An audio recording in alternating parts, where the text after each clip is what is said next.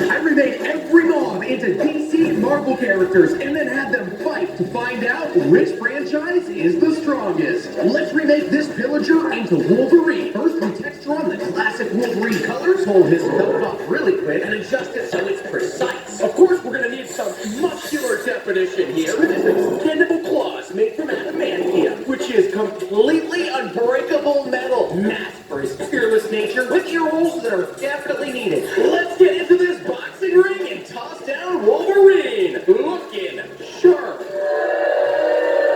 Those claws are completely indestructible. Oh, look at that.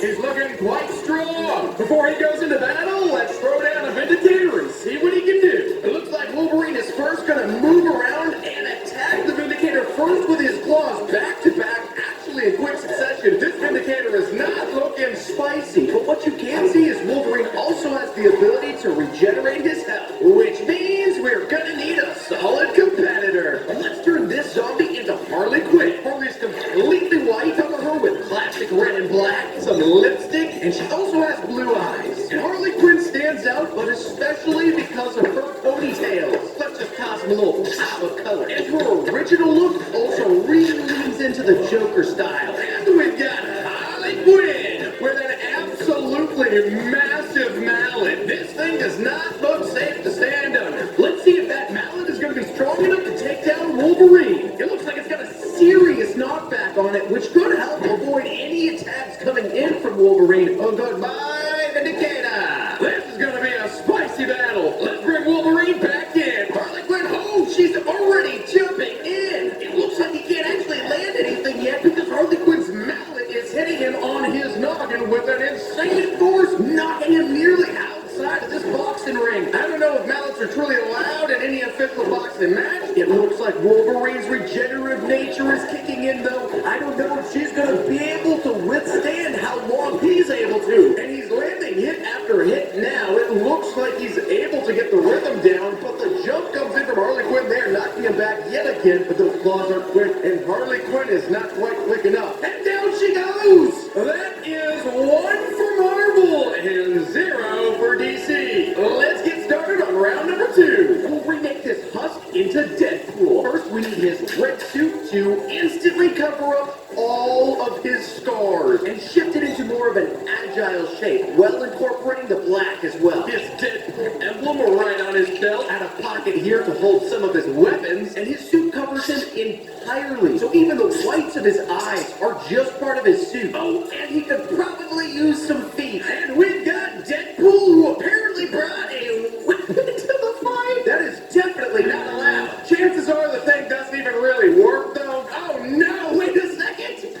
He's using it. This is really not good. He's actually firing it at the Vindicator. Oh my goodness, Sayonara. That did not look pretty. We're definitely going to need a DC character that can do something about that. Let's remake the Green Lantern from this evoker. Before anything we can place on the base to his ring, his suit is almost entirely black, but it contains some of his classic green accents over his shoulders. And of course, the Green Lantern has green eyes with real short black hair. And it's his sheer willpower that powers the ring to create anything. Right dead smack in the middle of his chest, his emblem. And I guess we should toss on some abs too. And we've got the Green Lantern himself. We've given him a couple different options.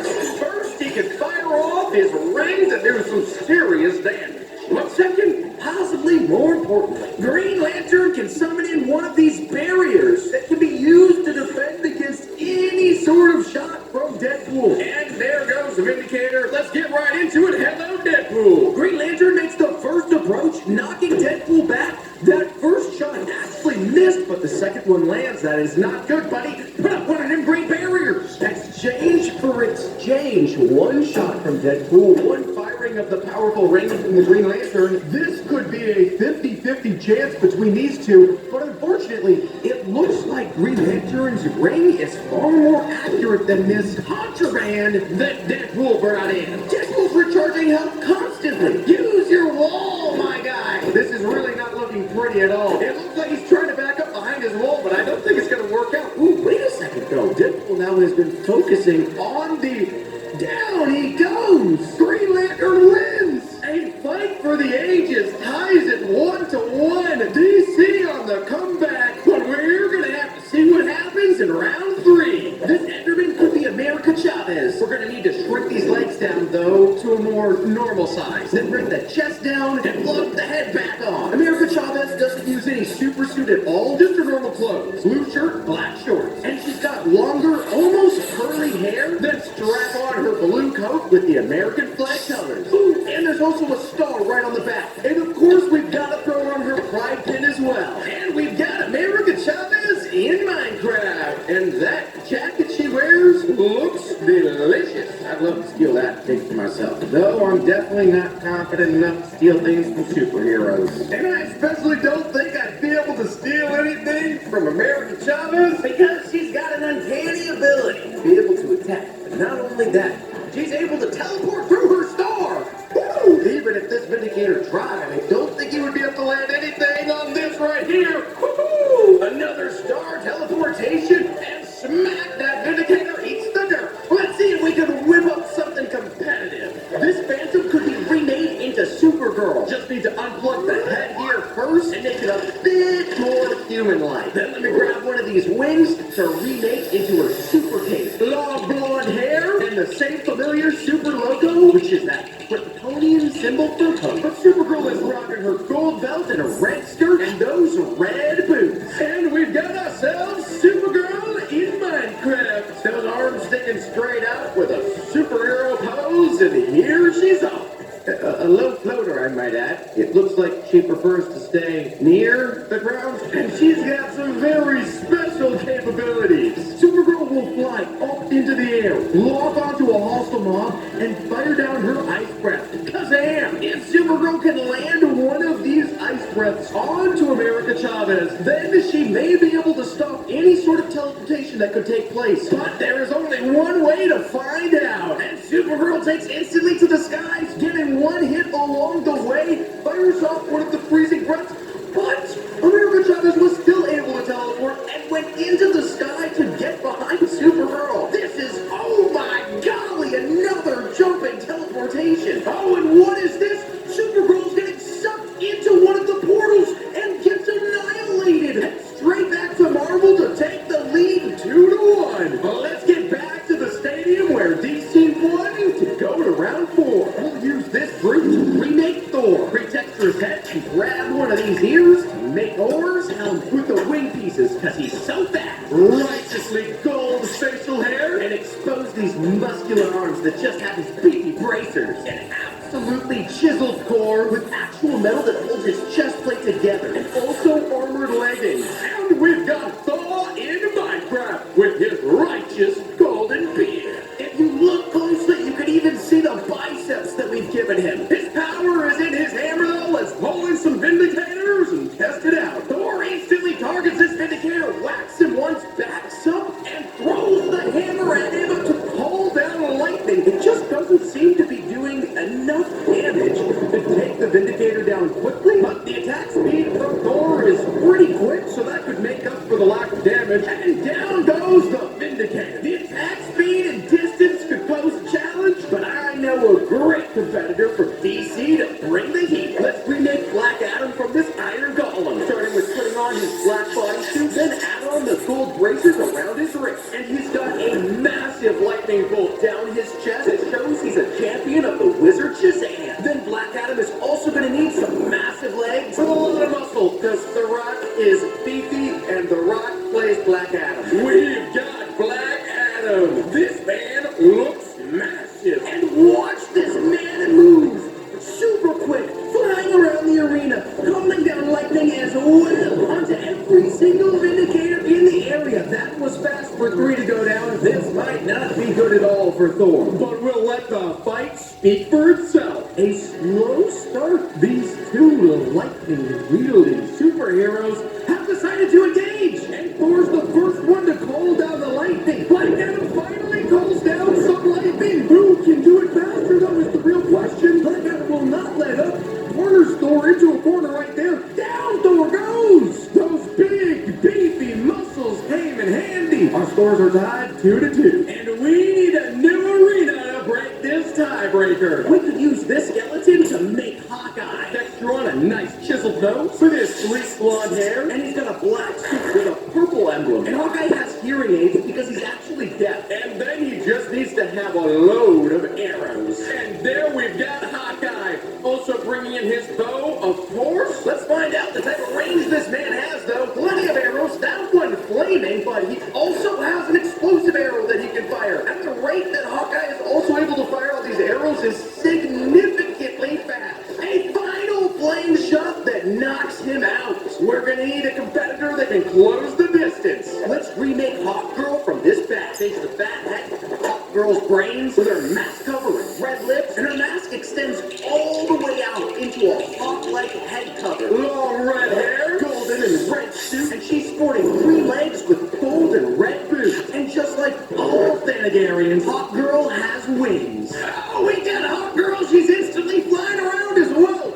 zipping all over the place. And that speed is gonna be needed. She could sit down and use that mace to knock someone's brains right onto a wall. I mean, I guess we could see it for ourselves. Oh boy, there goes the swoop and the whack. This could be exactly what's needed in order to not only dodge any arrows, but also a swooping hit. Even if Hawkeye tries to get away, 3 hits and that Vindicator goes down. I've got a strong feeling, and I think my bets are going to be placed on Hawk Girl. But the only way you win a bet is by seeing the outcome. And Hawkeye instantaneously spots her in the sky. But Hawk Girl is the one to take the first hit. Hawkeye actually hasn't even fired off a single arrow yet. But maybe it was a confidence thing. He fires off the first shot, setting her ablaze. Oh boy, the battle is on. Another flame arrow comes in. An explosive arrow as well. Shot after shot, but Hawkeye takes a beating. Gets slapped against the concrete, and Hawk Girl comes out on top. DC has taken the lead, and we bring it back to where it all started to see if Marvel can come back to tie it up. Let's turn this witch into Captain Marvel. Adjust this witch hat into her blonde hair, and that face should do. And this Captain Marvel is going to be wearing her Star Wars uniform from before she left. Blue, red, and gold, and just slide those boots on as well. And we've got Captain Marvel completely suited head to toe. Personally, I think her Star Force uniform looks great, but I can understand why she left. Of course, she can't leave without bringing her cosmic energy with her. Bam! When she is charged up, she is floating, and that's going to keep her away from any sort of melee attacks. And there they go, both of them simultaneously. Captain Marvel's looking strong, but I think I know of a great competitor. We're going to remake this villager into Wonder Woman. First up, her linguograph tiara that lets you understand any language. Make the long black hair, then her bracelets that are completely indestructible, and her body armor. But she does mainly just use her bracers, blue skirt, and red boots. And we've got Wonder Woman flaunting those indestructible bracers. Of course, Wonder Woman isn't here just to play a defensive role. She's also got a super punch that can knock all mobs back a significant distance. Those fists are sturdy. A double-powered punch going right to the face. Sayonara, baby. Will those fists be as strong against Captain Marvel? We are about to find out. Captain Marvel takes to the skies right away. Oh, but a jump comes in from Wonder Woman. What was that? A deflection off the bracers. It actually worked to deflect the cosmic blast from Captain Marvel. The advantage that Captain Marvel has, though, is the ability to back up, and one hit lands with enough power that Wonder Woman instantly gets annihilated. There's not even a sniff of a particle. That is 3-3. Absolutely tied up after 6 rounds. Oh my word, the only way to break this tiebreaker is going to be a 3-on-3 battle. Fighting for Marvel, we've got America Chavez, Captain Marvel, and Hawk Girl. And fighting for DC, we've got Wolverine, the Green Lantern, and Black Adam. Which franchise is gonna win? Oh my goodness, wait a second. The franchises have turned on themselves. Black Adam goes down instantaneously to Wolverine and Green Lantern, and then Wolverine and Green Lantern are fighting each other. Captain Marvel is taking 3 hits up above. And what's going on over here? America Chavez is jumping up into the sky trying to attack Hawk Girl. But Captain Marvel and Hawk Girl are now facing each other. There's no way that America Chavez survived that fall. This